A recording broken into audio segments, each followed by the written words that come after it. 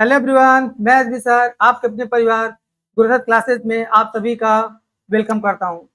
जैसा कि जान रहे हैं कि अपना नंबर सिस्टम टॉपिक चल रहा है और आज हम लोग इसका कुछ इम्पोर्टेंट क्वेश्चन पढ़ेंगे जो ज़्यादातर एग्जाम में आता है। ठीक है, उम्मीद करते हैं अभी तक जितना पढ़ाए होंगे आप लोग सब रिवाइज करके आए होंगे। ठीक, आइए देखते हैं हम लोग सोल्यूशन को। पहला प्रश्न ये रहा अपना, किसी संख्या को 6 से विभक्त करने पर शेषफल 3 प्राप्त होता है, उसी संख्या के वर्ग को 6 से विभक्त करने पर शेषफल क्या होगा। जैसा कि आप जान रहे हो अपना नंबर कुछ ऐसे रहता है, कोई नंबर है इसको आप 6 से डिवाइड कर रहे हो तो शेषफल कितना प्राप्त हो रहा है, 3 प्राप्त हो रहा है। कितनी टाइम्स गया नहीं मालूम, तुमने बताया था कम से कम एक बार जरूर जाता है। न्यूनतम भागफल को सदैव 1 ले लिया करिए आप। ठीक, तो यहाँ से आपको ये नंबर पता चल जाएगा। नंबर क्या होता है, संख्या बराबर होता है भाजक गुणित भागफल धन शेष, यही होता है ना। ये आपका भाजक है जिसको हम लोग डिवाइजर बोलते हैं, इसी को हम लोग डिवाइजर बोलते हैं। और ये नंबर है तो ये हमारा भागफल है, ये हमारा क्या है, भागफल, जिसको हम लोग क्वेश्चन बोलते हैं। ये अपना रिमाइंडर है और ये हमारा डिविडेंड है। तो नंबर पता करना हो तो क्या बताएं, भाजक गुणित भागफल धन शेष। तो भाजक कितना अपने पास देखिए 6 है, 6 का नाम 6 3 9, ये नंबर मिल गया। अब कर रहा है इस संख्या के वर्ग को तो इसका स्क्वायर कर दीजिए। कर रहा है इस संख्या के स्क्वायर को किससे विभक्त किया है, किससे डिवाइड किया जा रहा है, इस संख्या के वर्ग को 6 से डिवाइड करें तो ये देखिए इसका स्क्वायर करेंगे तो हो जाएगा 81, n का स्क्वायर इधर 9 का स्क्वायर यानी कि 981। इससे संख्या के वर्ग को हमको 6 से डिवाइड करना है, किससे 6 से, तो लीजिए 6 से डिवाइड कर दीजिए। 6 का नाम 6, 8 में 6 जाएगा 2, 6 त्रिक 18। आप देख पा रहे हो 21 में से 18 घटाओगे कितना आएगा, 3। तो अपना आंसर कितना हो जाएगा, 3। एग्जाम में हमको इस तरह से नहीं करना है, इसका मैंने आपको सीधे सीधे ट्रिक बताया है कि जो भी हमारा पुराना शेष रहेगा उस पर काम करेंगे। जैसे पुराना शेष कितना है, 3। इस संख्या को वर्ग को तो वर्ग करने की कह रहा है तो शेष वाले को वर्ग करेंगे, तो 3 का स्क्वायर कितना हो जाएगा, 9। अब किससे डिवाइड करना है, 6 से। 6 से डिवाइड करेंगे तो 6 का नाम 6, बचा कितना 3, तो रिमाइंडर अब जाहिर सी बात है कितना आ जाएगा, 3। ये मैंने आपको बताया था, इस तरह से इस सवाल को आप 2 से 3 सेकंड में कर पाओगे। ठीक, चलिए देखते हैं हम लोग नेक्स्ट क्वेश्चन। 3428 में से कौन सी न्यूनतम संख्या घटाने में प्राप्त संख्या 13 से पूर्णतः विभक्त हो। तो बस सीधे सीधे आप क्या करिए, इसको 13 से डिवाइड कर दीजिए। अपने पास नंबर है 3428, 13 दूना 26, 14 में 6 जाएगा 8, 2 13 65, 13 6 78, 12 में से 8 जाएगा 4, 8, 13 तो 26, 13 39, 13 39 घटाएंगे 8, 18 में से 9 जाएगा तो 9। अगर ये 9 ना होता, अगर ये 9 होता तो क्या होता, इस 13 से पूरा तरह से क्या हो जाता, ये डिवाइड हो जाता। सवाल में कह रहा था इसमें से कौन सी संख्या न्यूनतम संख्या घटा दे, क्या घटा दे, यानी ये 9 घटा दोगे तो जो मिलेगी संख्या वो किससे कट जाएगा, 13 से कंप्लीटली डिवाइड हो जाएगा। ये 9 बच गया, अगर ये 9 ना होता तो पूरा पूरा कट जाता, तो कितना घटाना पड़ेगा, 9। क्या ऑप्शन में 9 है, एक ऑप्शन में से इनमें से कोई नहीं, तो इस सवाल का राइट आंसर होगा 9। अगर इसमें 9 घटा दोगे तो दिया हुआ नंबर अपना 13 से कंप्लीटली डिवाइड हो जाएगा। ठीक, कभी कभी सवाल पूछता है कौन सी संख्या जोड़े, कभी कभी पूछता है क्या घटाएं। इसमें दो तरह का पूछता है, आगे शायद आपको सवाल मिला इसमें क्या जोड़ें कि दी गई संख्या दिए हुए संख्या भाजक से कंप्लीटली डिवाइड हो जाए। तो दो ही चीज पूछता है, क्या जोड़ें क्या घटाएं। अभी तक है क्या घटाएं, तो यही 9 घटा दीजिए। ठीक, चलिए अगला देखते हैं। नेक्स्ट अपने पास किसी संख्या को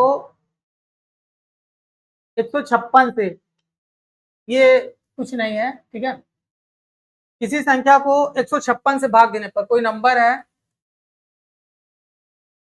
156 से डिवाइड करने पर 29 रिमेनिंग होता है। कितने टाइम किया मैंने बताया, नंबर बनाने के लिए नंबर कैसे बनता है, मान लीजिए 1 टाइम क्या होगा, अंतिम भागफल को सदैव 1 ले लिया जाता है ठीक है। बाकी यहाँ पे एक्स ले लो, वाई ले लो, जेड ले लो, जो ले लीजिए अपना आंसर आ ही जाएगा। यहाँ से नंबर अपना पता कर लो आप। भाजक गुणित भागफल, भाजक गुणित भागफल 156 में 1 का मल्टीप्लाई करेंगे तो वही आएगा, प्लस रिमाइंडर, प्लस रिमाइंडर कितना 29। नंबर कैसे मिलता है, divisor into quotient plus reminder, that will be equal to dividend. यहां से अपने को मिल जाएगा वो नंबर, ठीक है, इसका इसका गुणा और फिर इसको जोड़ देते हैं, ठीक, और कुछ नहीं करना है। तो 9 6 15, 5 2 7 1 8, 185 वो नंबर है। अब करा इसको 13 से विभाजित करने पर शेषफल क्या होगा, यदि इसी संख्या को, ये नंबर है, अगर इसी नंबर को 13 से डिवाइड करें तो रिमाइंडर क्या होगा। तो देखिए आप इसको 13 से डिवाइड कर दीजिए, नंबर अपने पास है 185, 13 बन जाए 13, 8 में 3 जाएगा 5 और 13 चौका 52। आप देख पा रहे हो यहाँ से 5 में से 2 जाएगा 3, आप देख पा रहे हो यहाँ से रिमाइंडर कितना हो जा रहा है 3। क्या आपको ये बात समझ में आ रहा है, ऑप्शन में है, बिल्कुल है। इस तरह से इस सवाल को आपने कर लिया, लेकिन एग्जाम में इसका एक ट्रिक बताया गया है आपको, जब इसका लेक्चर ले रहे थे तो इसमें आपको इसका ट्रिक बताया गया था कि ऐसे सवालों को कैसे करते हैं, ठीक है। ऐसे सवालों करने का मैंने आपको बताया था क्या तरीका, उसको देख लीजिए। इसमें बताया था कि पुराने वाले शेष पे काम करते हैं, नया शेष जब भी पूछे किस पे काम करते हैं, पुराने वाले शेष पे काम करते हैं। पुराना शेष जो होगा वो बटे नया भाजक, बटे नया भाजक, और कुछ नहीं। पुराना वाला शेष कितना है, जब किसी संख्या को 156 से भाग दिए थे तो 29 शेष बचा था, यही ना बचा था 29, तो यहाँ लिख देंगे 29। अब नया भाजक यानी किससे भाग देने के लिए कह रहा है, यदि इसको 13 से भाग दे, किससे, यदि इस संख्या को 13 से भाग दे, यानी कि पुराने वाले शेष में 13 से डिवाइड कर दीजिए, 13 दूना 26। तो आप देख पा रहे हो यहाँ से रिमाइंडर कितना आ जाएगा 3, ठीक। तो देख सकते हो आप, ऐसे सवालों को आप 2 से 3 सेकंड में कर सकते हो, जो अक्सर एग्जाम में आया करता है। ऐसे एग्जाम, एक क्वेश्चन को आप एग्जाम में इग्नोर नहीं कर सकते हैं, क्योंकि ये बार बार एग्जाम में आता है, ठीक। लास्ट करीब 20-25 सालों से लगातार ये सवालों में से है जो अक्सर एग्जाम में आता है। तो इस तरह के सवाल को आप एग्जाम में, किसी भी एग्जाम को देने जाइए, एक बार इसको पढ़ के जरूर जाइए। नंबर सिस्टम का ये बहुत ही इंपॉर्टेंट क्वेश्चन है। फिर यह है कि यदि एक प्राकृतिक संख्या हो तो 10-1, यहाँ पे थोड़ा मिस है, यहाँ पे n होना चाहिए, 10 की पावर में n, -1 के अंकों का योग 4707 हो तो n का मान कितना होएगा, n का मान कितना होगा, ठीक। तो देखिए 10 की पावर में n-1 लिखा हुआ है, और इसके अंकों का योग, अंकों का योग, अंकों का योग लिख लीजिए यहाँ पे, अंकों का योग कितना दिया, अंकों का योग, तो आप देखोगे अंकों का योग दिया हुआ है 4707, ये दिया हुआ अंकों का योग। तो n का मान क्या होगा, तो देखो n की वैल्यू आप क्या करो, 1 से स्टार्ट करो। आप अगर n की वैल्यू 1 से स्टार्ट करो तो 10 पावर में 1 -1, 10 की पावर में 1 का मतलब 10, 10 में से 1 जाएगा तो कितना आएगा 9।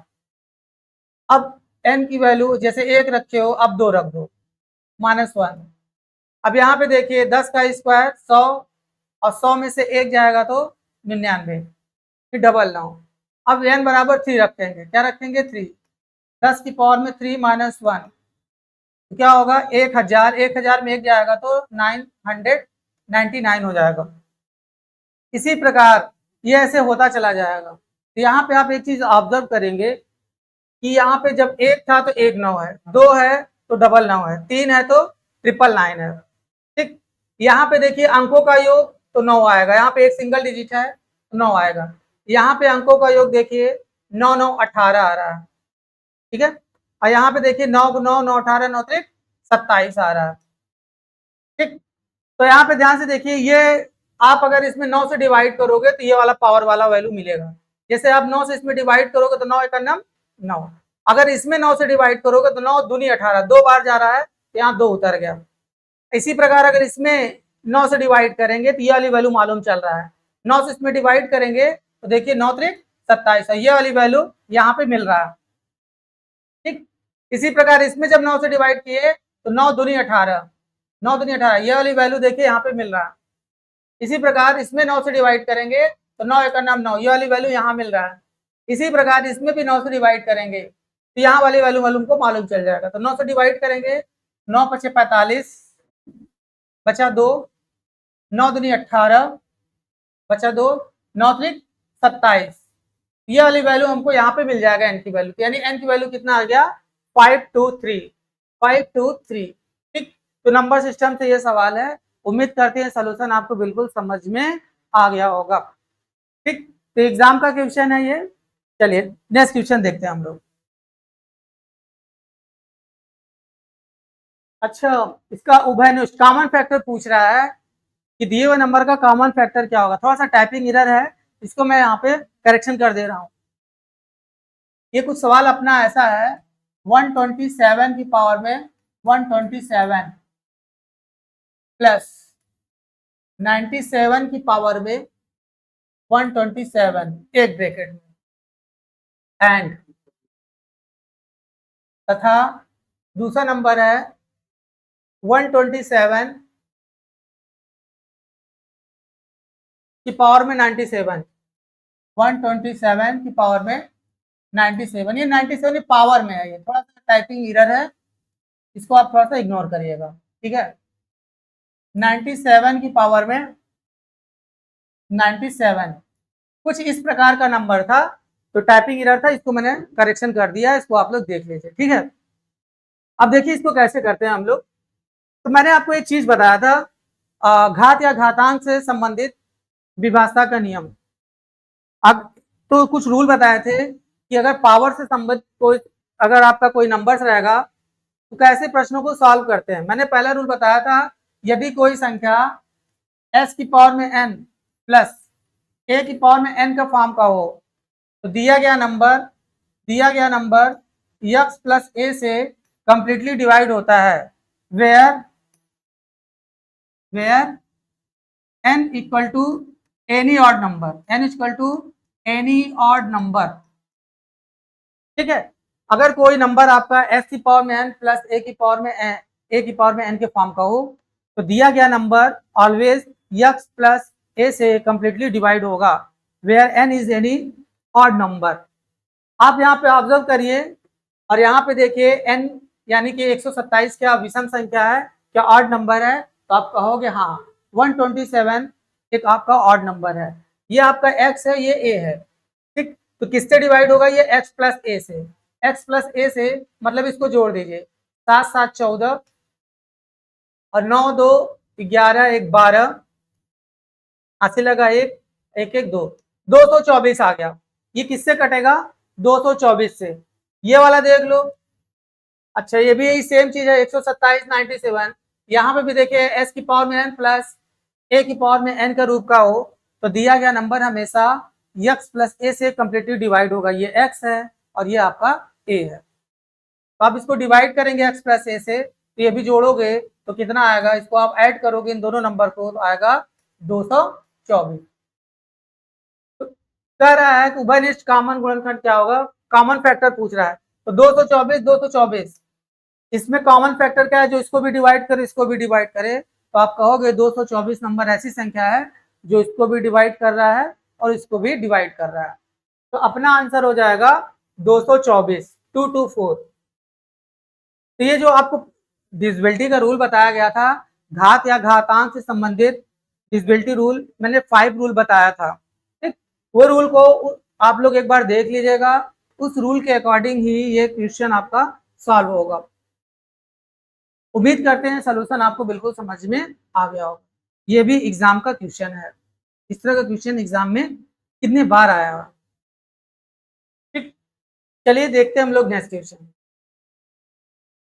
अच्छा एक चीज और मैं बता दूं, हो सकता है कि आधार भिन्न भिन्न हो परंतु घातांक समान हो, तो ऐसी स्थिति में आधार का योगफल ज्ञात करते हैं। जैसे ये ज्ञात की हो सकता है यहाँ पे कोई दूसरा नंबर हो, यहाँ पे दूसरा नंबर हो, ठीक। तो फिर इन दोनों नंबर का आप एचसीएफ ले लीजिएगा, ऐसा नंबर जो इसको भी काटे इसको भी काटे, वही कॉमन फैक्टर होएगा। ठीक। तो यहाँ पे इत्तेफाक से ऐसा नंबर मिल गया जो यहाँ पे भी 224 है, यहाँ पे हो सकता है यहाँ पे 224 हो और यहाँ पे 112 आ जाए, तो दोनों को काटने वाली संख्या क्या होगी? 112। तो हमारा आंसर 112 आ जाता। चलिए देखते हैं आगे, इस तरह का भी क्वेश्चन मिलेगा तो देखते हैं हम लोग। एक संख्या को 13 से विभाजित करने पर एक से बचता है। अच्छा, ये जो अपना जो सवाल दिया हुआ है ये सक्सेसिव डिवीजन पे बेस्ड सवाल है। ये जो अपना क्वेश्चन है सक्सेसिव डिवीजन पे जो सवाल है उस पे बनता है, उसी पे आधारित है ये। ठीक है। दो तरह का मेनली भाग होता है, मैंने आपको बताया था, एक साधारण भाग, एक होता है क्रमागत भाग। ये हमारा क्रमागत भाग है। तो क्रमागत भाग का एक स्ट्रक्चर मैंने आपको बताया था, कुछ ऐसे बनता है। यहाँ पे कोई नंबर है n और डिवाइजर वाले को इस कॉलम में रखते हैं, मैंने आपको बताया था, यानी कि भाजक वाली वैल्यू,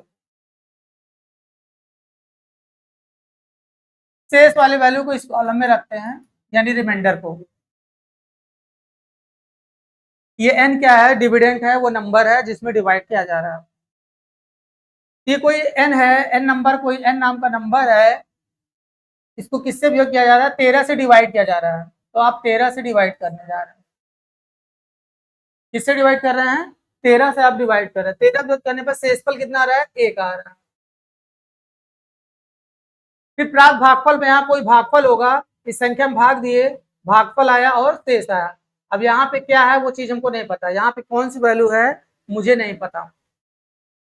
ठीक है, यहाँ पे कौन सी वैल्यू है मुझे नहीं पता। एक्स मान लो, वाई मान लो, जो मान लो वो मान लो, या इसको छोड़ दो आप, कोई दिक्कत नहीं, कोई परेशानी नहीं। फिर इस प्राप्त भागफल में इस भागफल को 5 से भाग दिया जाए, जो भी आ रहा है यहाँ पे वैल्यू, इसको किससे भाग दिया जा रहा है? 5 से भाग दिया जा रहा है। और जब 5 से भाग दे रहा है तो शेषफल कितना आ रहा है? 3 बचता है। ठीक। फिर अगर इस संख्या को 65 से भाग दें तो शेषफल क्या होगा? तो मैंने बताया था n की वैल्यू न्यूनतम प्राप्त हो, ऐसी स्थिति में n की वैल्यू फाइंड करने के लिए अंतिम भागफल को सदैव क्या ले लो आप? 1 ले लिया करें। क्या ले लिए? 1 ले लिए। अब यहाँ पे वैल्यू हमको पता करना है कि आखिर भागफल क्या है। क्रमिक विभाजन क्या होता है? इस नंबर में भाग दिए, अब कुछ भागफल आया और शेष आ गया। विपरात भागफल में यानी जो आया उसमें जो भागफल आया है उसमें आप 5 से डिवाइड कर रहे हैं और शेषफल कितना आ रहा है? 3 आ रहा है। कितनी बार गया नहीं मालूम, हमने आपको बताया अंतिम भागफल को सदैव 1 ले लेते हैं, सदैव 1 ले लेते हैं। यहाँ पे 1 ले लिए। अब इसकी वैल्यू अगर हमको पता करना हो, संख्या बराबर कैसे मालूम चलता है? संख्या बराबर कैसे मालूम चलता है? संख्या बराबर होता है भाजक गुणित भागफल धन शेष, धन शेष, यही होता है धन शेष। तो भाजक गुणित भागफल धन शेष, 5 का नम 5, 5 3 8, ये भागफल आ गया। ठीक है। अब n की वैल्यू चाहिए, तो देखो मैंने भाजक गुणित भागफल धन शेष कर दिया। n की वैल्यू चाहिए तो भाजक गुणित भागफल धन शेष, भाजक गुणित भागफल धन शेष। 13 अट्ठे 104, 13 अट्ठे 104, 104 में एक जोड़ देंगे तो कितना आ जाएगा? 105। यानी कि वो नंबर हमको मालूम चल गया है, वो नंबर क्या है? 105। ठीक। अब इस 105 को किससे डिवाइड करने के लिए कह रहा है? उस नंबर में 65 से डिवाइड करें तो रिमाइंडर क्या होगा? 65 से डिवाइड करें तो 65 बन जाए 65, 65 बन जाए 65, 5 में 5 जाएगा 0 और 10 में 6 जाएगा तो 4, 40, 40 हमारा रिमाइंडर हो जाएगा। यानी कि 105 में उस संख्या में इस 65 से आप डिवाइड करोगे तो रिमाइंडर कितना हो जाएगा? 40 हो जाएगा। ऑप्शन में 40 है तो कहोगे गुरुजी हाँ बिल्कुल 40 है, और यही हमारा बिल्कुल करेक्ट आंसर हो जाएगा। ठीक। उम्मीद करते हैं आपको बिल्कुल समझ में आ गया होगा। ठीक। तो क्रमिक विभाजन कभी भी सवाल में आया तो इसका मैंने शॉर्टकट बताया था, आइए उसको हम लोग देख लेते हैं। इसका शॉर्टकट मैंने क्या बताया था? क्या शॉर्टकट बताया था? 13 से जब विभाजित कर रहे हो आप, 13 विभाजित करने पर शेषफल एक है, शेषफल को यहाँ रखते हैं और प्राप्त भागफल को जब 5 से डिवाइड कर रहे हैं, एक बार 13 से डिवाइड किए शेषफल 1 आया, और जब 5 से डिवाइड कर रहे हैं तो कितना शेषफल आ रहा है, 3 आ रहा है। तो डायरेक्ट नंबर पता करने का ट्रिक बताए थे, क्या बताए थे, ऐसे चलते हैं खड़े होके तो प्लस, लेट के चलते हैं तो गुणा, और खड़े होके चलते हैं तो प्लस। ये आपको तरीका बताया गया था, इससे हमको डायरेक्ट नंबर मालूम चल जाएगा। तो 3 में 5 जोड़िएगा तो 8, 8 में 13 का गुणा करेंगे तो 13 अट्ठे 104, 104 में 1 जोड़िएगा तो कितना आ जाएगा, 105। अब इसको किससे डिवाइड करने के लिए कह रहा है, 65 से। तो 65 बन जाए 65, आप देख पा रहे हो यहाँ से रिमाइंडर कितना आ जाएगा, 40। क्या आपको सोल्यूशन समझ में आया, तो बिल्कुल आप कहोगे बिल्कुल समझ में आ गया। ठीक, नहीं समझ में आया होगा तो मेरा टॉपिक जा करके नंबर सिस्टम के स्टार्टिंग का जो भी मैंने स्टार्टिंग से पढ़ा है उसको आप जाके शुरू से रिवाइज करिए, तो निश्चित तौर पे आपको ये सोल्यूशन समझ में आ जाएगा। ये सेकेंड स्टेप का है, मैं उसमें आपको थर्ड स्टेप पे भी गया हूँ कि थर्ड स्टेप पे रहता है तो कैसे करते हैं ट्रिक से और कंसेप्चुअल तरीके से, दोनों ही तरीके से आपको बताया गया है। उम्मीद करते हैं सोल्यूशन आपको बिल्कुल समझ में आ गया होगा। ठीक, आइए देखते हैं नेक्स्ट क्वेश्चन क्या है अपना। 1 से 200 के बीच कितने पूर्णांक हैं जो 2 तथा 3 दोनों से विभक्त हो। अच्छा, 2 से भी कटे 3 से भी कटे, इसका सीधा सीधा मतलब हुआ कि इसके एलसीएम से कट जाएगा। भाई 2 से भी कटे 3 से कटे तो ऐसी छोटी छोटी संख्या 2 से भी कटे 3 से कटे तो इसका एलसीएम ले लेंगे। कि एलसीएम क्या होता है, वह छोटी छोटी संख्या होती है जो दिए गए नंबरों से कंप्लीटली कट जाए। देखिए 2 और 3 का एलसीएम ले लीजिए आप, 2 और 3 का एलसीएम लेंगे तो 6 आएगा। जैसा कि आप प्राइम नंबर है मल्टीप्लाई कर दीजिए, 2 एक कम 2 नहीं जाएगा, उतर जाएगा, 3 एक नम 3। अब एलसीएम यहाँ से आपको निकल के आ गया, कितना आ गया, 6 आ गया।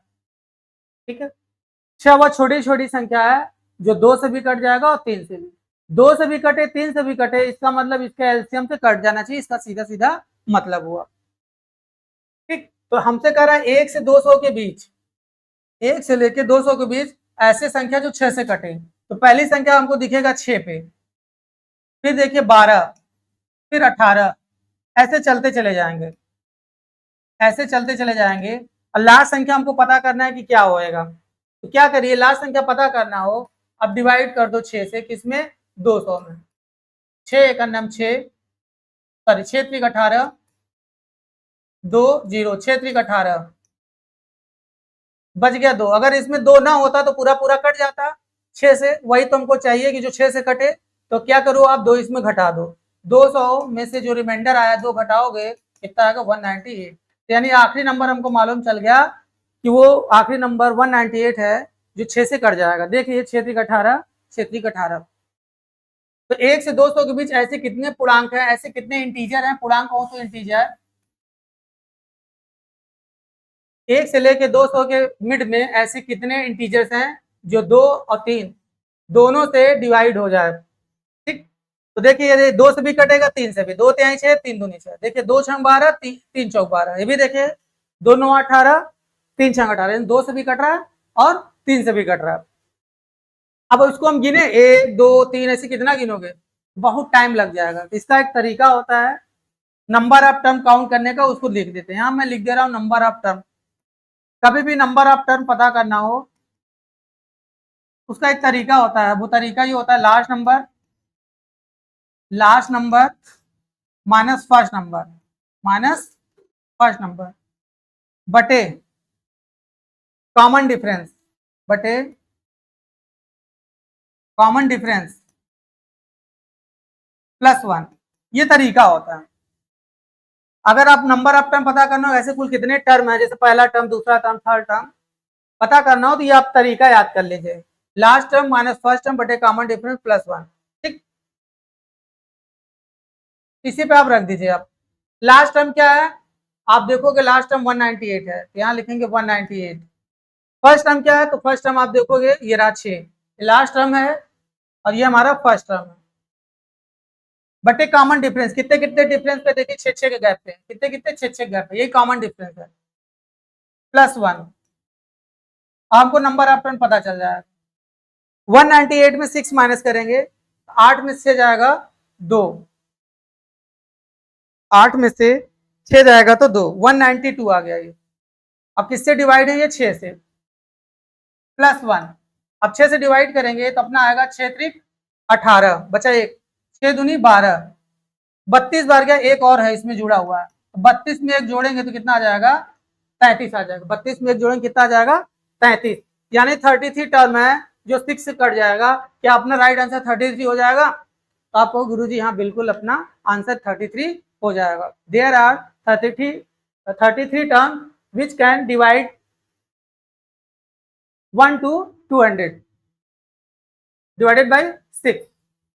उम्मीद करते हैं आपको समझ में आ गया होगा। क्या एग्जाम में हमको ऐसे करना है? ये मैंने आपको समझाने के लिए इतना किया है, एग्जाम में हमको ऐसे कुछ नहीं करना है। हर सवाल का एक अपना स्मार्ट अप्रोच होता है, आइए उसको हम लोग देख लेते हैं। जब भी इस तरह का सवाल है, आखिरी वाली संख्या दिया है 200, अब किससे डिवाइड करना है भाई, 2 और 3 दोनों से कटे यानी 6 से कटे, सीधे सीधे 6 से डिवाइड कर देंगे, जो भी भागफल आएगा अपना आंसर आएगा, बस 6 से डिवाइड कर दीजिए। 6 त्रिक 18 बचा 2, 6 त्रिक 18, हमको केवल भागफल से मतलब है, शेषफल से नहीं मतलब है। इस तरह से आप देख पा रहे हो 33 टर्म्स आ जाएगा और यही सवाल का बिल्कुल राइट आंसर हो जाएगा। ठीक, उम्मीद करते हैं सोल्यूशन आपको बिल्कुल समझ में आ गया होगा। चलिए अब देखते हैं नेक्स्ट क्वेश्चन। किसी संख्या को 7 से गुणा करने पर गुणनफल का प्रत्येक अंक 3 प्राप्त होता है, ऐसी सबसे छोटी संख्या क्या है? तो किसी संख्या को, कोई मान लो नंबर है n, किसी संख्या को 7 से गुणा किया जाए, तो लो 7 से भैया गुणा कर दो, 7 से गुणा करने पर गुणनफल का प्रत्येक अंक, जब गुणा करें तो गुणनफल का प्रत्येक अंक 3 प्राप्त हो रहा है। अरे बाबू कितना प्राप्त हो रहा है मुझे नहीं पता। किसी संख्या n को जब 7 से गुणा कर रहे हैं तो गुणनफल करने पर कुछ मिल रहा है, और गुणनफल को करना प्रत्येक अंक, हर एक अंक यानी ईच डिजिट कितना फाइंड हो रहा है, 3 मिल रहा है। 3 3 3 ऐसे पता नहीं कितनी बार होगा, मुझे नहीं पता। यही पूछ रहा है कि वो छोटी छोटी संख्या क्या होगा। यहां से देखिए n बराबर हो जाएगा 3 डॉट डॉट डॉट बटे 7। तो मैंने आपको 7 की डिसबिलिटी रूल पढ़ाया था। 7 की डिसबिलिटी रूल मैंने आपको ये बताया था, यदि किसी एक ही अंक का 6 टाइम रिपीट करके कोई नंबर बनता है तो दी हुई संख्या हमेशा 7 से कट जाता है। इसके साथ साथ 13 के साथ भी वही है, यदि किसी एक ही डिजिट का 6 टाइम यूज होकर के कोई अगर नंबर बनता है तो ये दिया हुआ जो नंबर है 13 से कंप्लीटली डिवाइड हो जाता है। यानी कि 7 और 13 का नियम एक ही है। 7 का और 13 का नियम मैंने बताया था, कोई भी डिजिट 6 टाइम रिपीट होकर बने। फॉर एग्जाम्पल 5 5 5 5 5 5 कितने टाइम से, 1 2 3 4 5 6, ये हमेशा किससे कट जाएगा, 7 से भी कट जाएगा, 13 से भी। अगर आपके पास कैलकुलेटर है तुरंत आप कैलकुलेटर में देख लीजिए, चेक कर लीजिए, आपको मालूम चल जाएगा। ऐसे ही कोई और नंबर हो, 4 4 4 4 4 4, 1 2 3 4 5 6, ये भी हमेशा किससे कट जाएगा, 7 से भी कट जाएगा और 13 से भी कट जाएगा। आप कैलकुलेटर में चेक कर लीजिएगा, पूरा का पूरा डिवाइड हो जाएगा, डेसिमल में नहीं आएगा। और ऐसे ही कोई भी, और ऐसे ही 3 3 भी तो हो सकता है, 3 3 3 3 3 3, 1 2 3 4 5 6, हमेशा किससे कट जाएगा, 7 से भी कट जाएगा और 13 से भी कट जाएगा। यही तो हमसे पूछ रहा था, यही तो हमसे पूछ रहा था। अगर आपको छोटी छोटी संख्या पता करना हो तो क्या करोगे, कम से कम कितनी बार होना चाहिए, 6 बार। ये यानी ये जो डॉट डॉट का मतलब है, अगर ये 7 से काटना हो, ये जो छोटी छोटी संख्या चाहिए, तो कम से कम कितनी बार होना चाहिए डिजिट जो बार बार रिपीट कर रहा हो, 7 से कट जाए, तो आप कहोगे 6 बार होता है। कितनी बार बताओगे, 6 बार होता है। तो ये आपका हो गया हमारे पास। और साइज कम से डिवाइड करना है, हमको n की वैल्यू चाहिए, 7 से डिवाइड होना चाहिए, साथ ही साथ हमको n की वैल्यू चाहिए, तो हमको 7 से कटना भी चाहिए। तो 7 से हम लोग डिवाइड करेंगे और कुछ नहीं। अब इसको हम लोग 7 से डिवाइड कर देंगे तो अपना आंसर आ जाएगा। ठीक, तो चलो अब भाग देते हैं भैया, भाग देना पड़ेगा, भाग देने के लिए जगह दिख नहीं रहा है, देखते हैं। 7 से डिवाइड करें किसमें, ये इसमें 3 3 3 3 3 3, 6 टाइम। ठीक, 7 चौक 28, पहला नंबर 4 से स्टार्ट होगा, सब में दिया हुआ है। 13 में 60 जाएगा, 5 3, 7 8 56 ज्यादा हो गया, 7 6 42, 6 6 सब में 7 6 42, 7 6 42, 7 7 49, हाँ 7 बार जाएगा, 7 7 49, 7 टाइम जाएगा, 6 टाइम्स नहीं जाएगा ये। कितनी बार जाएगा? 7 टाइम्स जाएगा ये। 7 7 49, 4 7 होना चाहिए। 4 7 सबके पास है, बस इसके नहीं, ये तो नहीं होगा भाई। 13 में से 9 जाएगा तो 4, ठीक है। अब 3 उतारेंगे। 7 छंग 42, 4 7 6, 4 7 6, ये भी नहीं होगा। 7 छंग 42, अब कितना जाएगा? 1, अब उतारेंगे 3।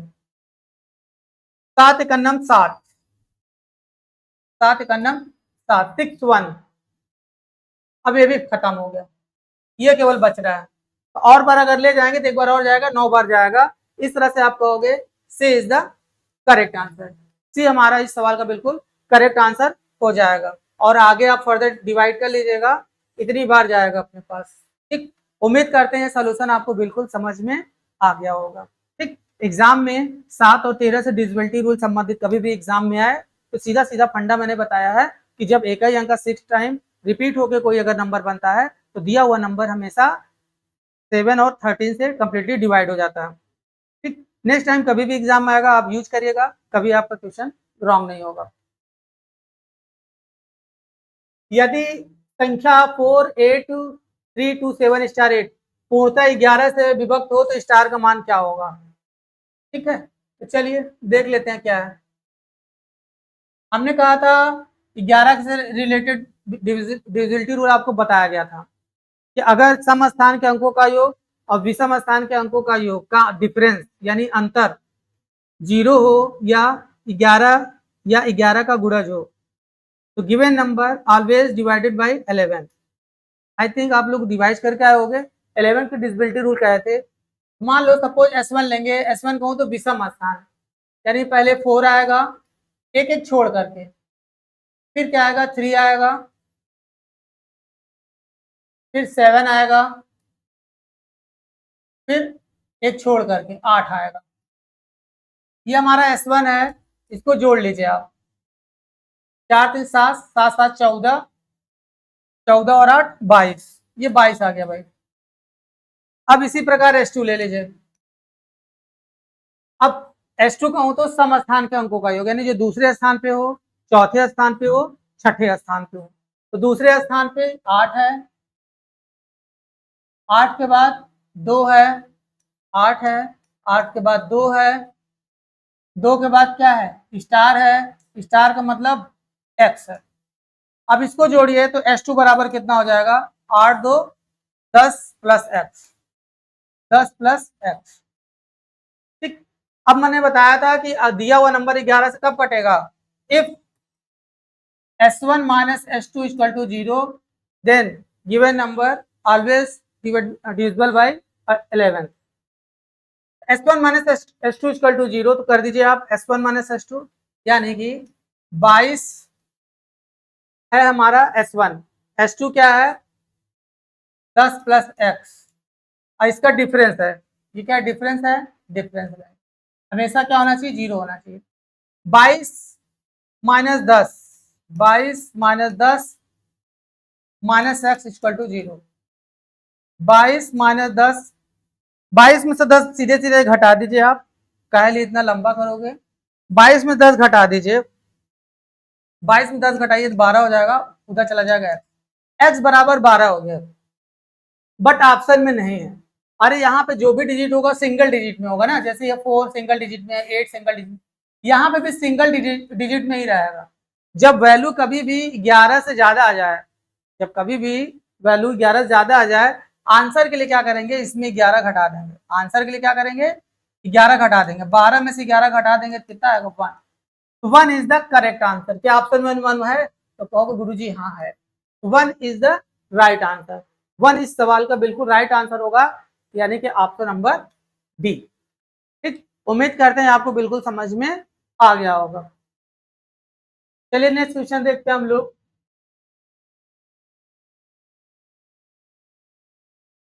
ये दिया हुआ नंबर है, कम से कम क्या जोड़ा जाए? अभी कुछ देर पहले मैंने आपको बताया था, इस तरह के सवालों में क्या जोड़ा जाए क्या घटाया जाए ज्यादातर पूछता है। अब की बार, तभी पिछले सवाल में पूछा था क्या घटाएं कि दिया हुआ नंबर कट जाए, लेकिन अब की बार बोला है क्या जोड़ें कि दिया हुआ नंबर दिए हुए भाजक से कट जाए। तो चलिए आइए देख लेते हैं। अच्छा, किससे कट जाए? 8 से। तो 8 के डिविजिबिलिटी रूल पढ़ाया गया था। 8 के डिविजिबिलिटी रूल के लिए बताए थे केवल आखिरी के 3 अंक देखा जाता है। इधर कितना भी बड़ा नंबर हो, कितना भी बड़ा नंबर, उससे मुझे कोई मतलब नहीं। ठीक, आखिरी के 3 डिजिट, आखिरी के 3 डिजिट क्या है? 116 है। क्या जोड़े कि 8 से कट जाए? क्या जोड़े कि 8 से कट जाए? ठीक, तो 14 अट्ठे 112 होता है, 15 अट्ठे 120 होता है, 15 अट्ठे 120, 8 से कटने का मतलब 15 अट्ठे 120, 120 होता तो पूरा पूरा कट जाता। यानी इसमें 116 में क्या जोड़ोगे? 116 में क्या जोड़ोगे तो 120 आएगा। तो गुरुजी आप कहोगे 4 होगा। जब 116 में 4 जोड़ोगे तभी तो 120 आएगा। तो इस तरह से अपना आंसर कितना हो जाएगा? 4 हो जाएगा। अगर आपको समझ में नहीं आ रहा है तो ऐसे समझिए कि पूरा पूरा डिवाइड करिए आप। चलिए डिवाइड करके देख लीजिए, फिर मैं आपको इसको फिर से बताता हूं। अपने पास नंबर क्या है? 11341116। काफी बड़ा नंबर, जानबूझ के बड़ा नंबर दिया है। जो स्टूडेंट इस लॉजिक को नहीं जानेगा उसमें टाइम लगाएगा। ठीक, जिसको डिविजिबिलिटी रूल नहीं पड़ता है वो ऐसे ही करेगा ना, और वो कंपटीशन से बाहर है। ये जो मैं बताने जा रहा हूँ ये तरीका सही तो है, लेकिन एग्जाम के पॉइंट ऑफ व्यू से बिल्कुल गलत हो जाएगा, क्योंकि कम से कम ये 1 मिनट खाएगा आपको। देख लीजिए, 8 एक अन्नम 8,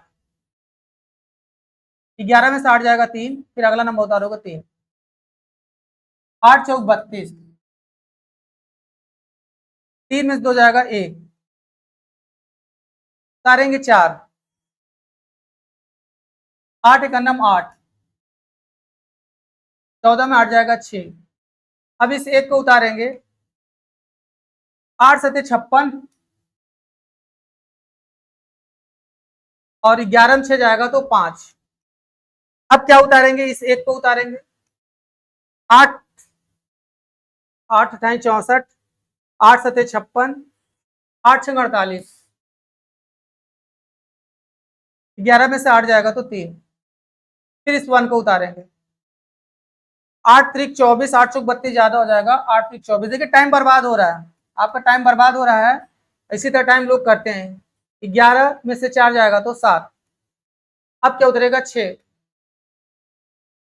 तो 8 9 72, 8 9 72, ये 76 है, 8 9 72, और 76 में 2 आप घटा दीजिए तो कितना जाएगा? 4। ठीक, अगर इसमें 4 इत्तेफाक से घटा दोगे तो पूरा पूरा कट जाएगा, या इसमें 4 जोड़ देते, अगर इसमें 4 और जोड़ दोगे तो भी कट जाएगा, क्योंकि इसका तरीका होता है क्या जोड़ने वाले केस में जोड़ा जाता। अगर इसमें 4 और होता तो 8 आता, और 8 अगर आता तो 8 के पहाड़े से कट जाता, क्योंकि इसमें पूछा है क्या जोड़े। क्या जोड़े वाले शेष कंडीशन में क्या होता है? इसको घटा देते हैं, 8 माइनस 4 कितना जाएगा? 4 जोड़ना पड़ेगा। इस तरह से आप देख रहे हो काफी लंबा हो रहा है। ठीक, तो ऐसे लंबे सवाल को करने के लिए 8 के डिविजिबिलिटी रूल बताया गया है। 8 के डिविजिबिलिटी रूल क्या बताया गया है उसको हम लोग समझ लेते हैं। 8 की डिविजिबिलिटी रूल कहता है अंतिम 3 अंक लो भैया, ले लो अंतिम 3, 116। कितना भी बड़ा नंबर हो हमसे उसका मतलब नहीं है। 8 से कटना है, 8 से डिवाइड कर दो, 8 एक अन्नम 8, 11 में से 8 जाएगा तो 3, फिर 6, 8 चौक 32, 8 चौक 32, 6 में से 2 चला जाएगा तो 4। अगर इसमें 4 ना होता तो पूरा पूरा कट जाता, लेकिन ये नहीं कह रहा है कि क्या घटाएं, ये नहीं ना कह रहा है क्या घटाएं, ये कह रहा है क्या जोड़ें। अगर इसमें 4 और होता तो ये 8 होता, अगर इसमें 4 और होता तो 8 होता, और 8 होता तो किससे कट जाता? 8 से कट जाता। ठीक, यानी कि इसमें क्या जोड़ना पड़ेगा? 4 जोड़ना पड़ेगा। क्या जोड़ना पड़ेगा? 4 जोड़ना पड़ेगा। कभी कहे क्या जोड़ें, क्या जोड़ें, तो भैया इस चीज को एकदम दिमाग में रखिएगा। भाजक माइनस शेष कर देंगे तो पता चल जाएगा। भाजक क्या है? 8, शेष क्या है? 4, 8 में 4 जाएगा 4, ये 4 हमारा जो आंसर है यही अपना बिल्कुल करेक्ट आंसर हो जाएगा। ठीक, इत्तेफाक से क्या घटाएं या क्या जोड़ें, दोनों के लिए हमारा आंसर 4 आ जाएगा। ठीक, उम्मीद करते हैं ये भी सोल्यूशन आपको बिल्कुल समझ में आ गया होगा। ठीक, तो आप दिमाग लगाइए, जो जो तीसरा तरीका बताए हैं, जो तीसरा एक तो ये तरीका है पूरा बड़ा नंबर लीजिए, एक ये तरीका है, या मल्टीपल फॉर्म ले लीजिए, इससे भी फास्ट तरीका है। आपके सोचने के ऊपर निर्भर करता है कि आप सोचते किस तरह से हो। आप देखिए 116 है, 116 में क्या जोड़े कि 8 से कट जाए, तो आप जानते हो कि 15 अट्ठे 120, 15 अट्ठे 8 से कटना चाहिए, तो 15 अट्ठे 120। अब बताओ 116 में क्या जोड़ोगे, 116 में क्या जोड़ोगे, 120 आएगा, तो आप कहो गुरुजी 4 जोड़ोगे। अब ये क्या हो जाएगा, 8 से कट जाएगा, देख लीजिए 15 अट्ठे 120। इस तरह से अपना आंसर क्या हो जाएगा, 4। किस तरह से सोचते हो ये आपके ऊपर डिपेंड करता है। तरीके बहुत होते हैं एक प्रश्न के सॉल्व। जैसा कि आप देख पा रहे हो, मैंने इसको 3-3 तरीके से कर दिया, जबकि एक बहुत ही छोटा सा सवाल है और एग्जाम में अक्सर आता है। ठीक, चलिए हम लोग नेक्स्ट क्वेश्चन देख लेते हैं। क्या अपना सात क्रमिक सम पूर्णांक यानी इवन इंटीजर है, 7 कंसेक्यूटिव इवन इंटीजर्स का जो सम है वो है 140, और इनमें से सबसे बड़ा सम पूर्णांक क्या है, यानी इनमें से लार्जेस्ट इवन इंटीजर क्या है, ये आपसे पूछ रहा है। तो पहले जैसा कि मैंने बताया इसको बेसिक से कर लेते हैं। तो मान लेते हैं कि पहली संख्या है अपने पास है, ठीक। अच्छा, सम संख्या यानी कि इवन इंटीजर की बात कर रहा है, इवन इंटीजर की बात कर रहा है, किसका बात कर रहा है, इवन इंटीजर। इंग्लिश मीडियम वाले बच्चों को पूर्णांक क्या आ जाता है तो सदमे में आ जाते हैं, बार बार पूछते हैं गुरुजी पूर्णांक क्या होता है। तो पूर्णांक हिंदी सब थोड़ा सा जटिल लगता है, लेकिन ये इंटीजर्स इसको हम लोग जानते हैं, पूर्णांक को हम लोग इंटीजर्स बोलते हैं।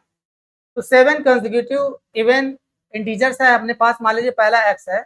अच्छा, इवन का मतलब पहले समझ लो, जैसे 2 ले लीजिए, 4 ले लीजिए, 6 ले लीजिए, 8 ले लीजिए, 10 ले लीजिए, 12 लीजिए, ये क्या है, इवन इंटीजर्स है, ठीक है, जिसमें गैप कितने का है, 2 का, गैप कितने का, 2 का, गैप कितने का है, 2 का। तो गैप हमेशा 2 का रहता है। ऐसे 1 ले लीजिए, 3 ले लीजिए, 5 ले लीजिए, 7 ले लीजिए, 9 ले लीजिए, 11 ले लीजिए, ठीक। ये ऑड इंटीजर्स है और इसमें भी गैप कितने का है, 2 का, गैप कितने का है, 2 का, गैप कितने का है, 2 का। कहने का मतलब ये है, कभी भी एग्जाम में सवाल आता है, चाहे वो इवन इंटीजर्स की बात करे, चाहे वो ऑड इंटीजर्स की बात करे, गैप हमेशा 2 का होता है। वही चीज यहाँ पे हमको करना है। अगर पहला संख्या x ले लिए तो अगली वाली संख्या 2 ज्यादा रहेगा, इससे अगली संख्या जो है इससे 2 और ज्यादा रहेगा, जैसा कि आप देख पा रहे हो यहाँ पे। फिर इससे अगली संख्या लेना है तो इससे 2 और ज्यादा, अगली संख्या लेना है तो इससे 2 और ज्यादा, अगली संख्या लेना है तो इससे 2 और ज्यादा। तो कितने हो गए, 1 2 3 4 5 6, एक और है भैया, एक और ले लो, ठीक। तो काफी बड़ा आ गया, तो थोड़ा सा हम इसको इधर कर देते हैं ताकि थोड़ा सा एक सीक्वेंस में लिखा रहे।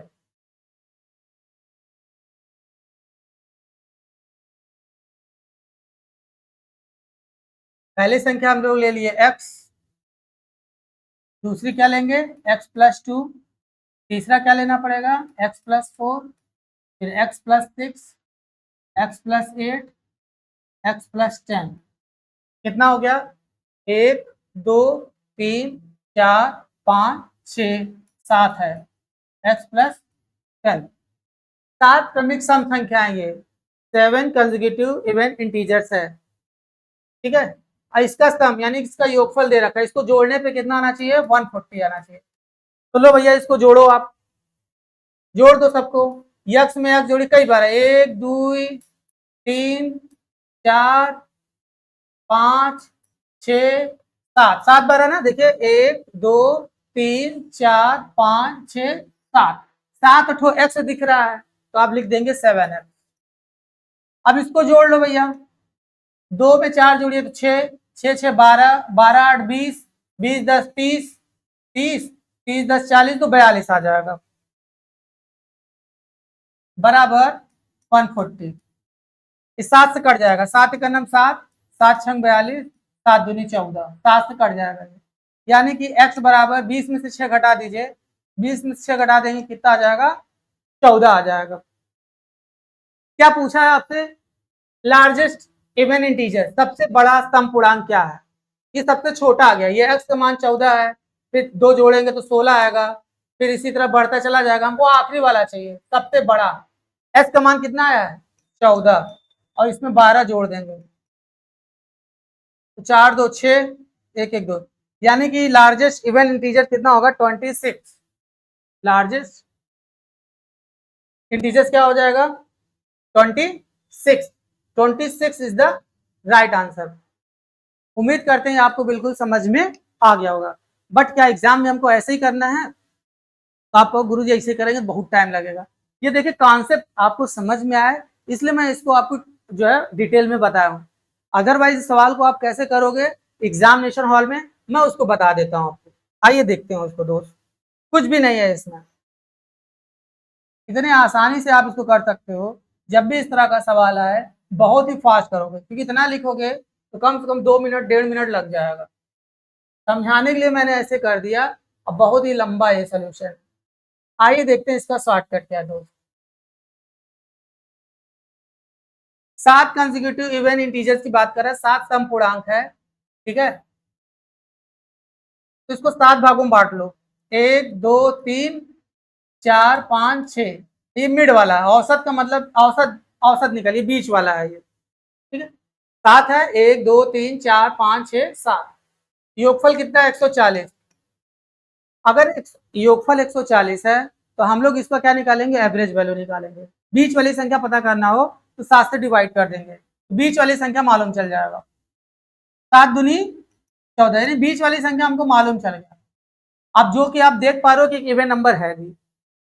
अब बड़ा चाहिए 20 के बाद, 20 के बाद अगला नंबर क्या आएगा?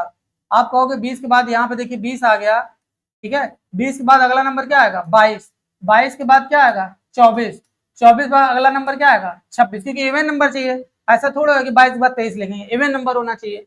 तो 22 के बाद क्या आएगा 24, 24 के बाद 26। यही आपसे पूछा था कि सबसे बड़ा इंटीजर क्या होएगा। तो आप देख पा रहे हो जिस सवाल को हमने किए थे काफी लंबा गया था, और इस सवाल को आपने देखा 2 से 3 सेकंड लगा, अब तुरंत आप कर पाए। क्या सोल्यूशन समझ में आया?